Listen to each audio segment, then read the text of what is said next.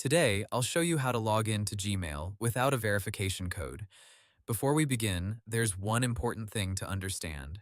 There is no safe or official way to bypass Google's verification system if your account is asking for a code.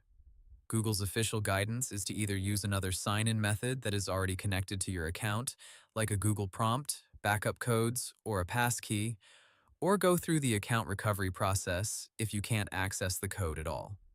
The first thing to do is enter your Gmail address and password as usual. When the verification screen appears, look for an option like Try Another Way.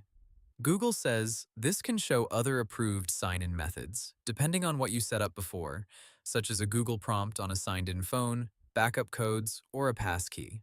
If one of those options is available and you still have access to it, you may be able to sign in without using the text message code. If you no longer have access to any verification method, the next step is to use Google's account recovery page. Google says this is the official path for people who forgot a password, username, or can't get verification codes. During recovery, you'll be asked questions to confirm the account is really yours, and Google recommends answering as accurately as possible. Now here's a tip that can improve your chances. Google recommends trying recovery from a familiar device and location.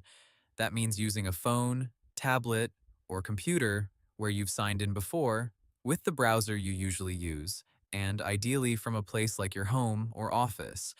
Those details can help Google recognize that the sign-in attempt is really coming from you. Also, if you recently changed your recovery information, Google says it can take up to 7 days for those changes to fully take effect.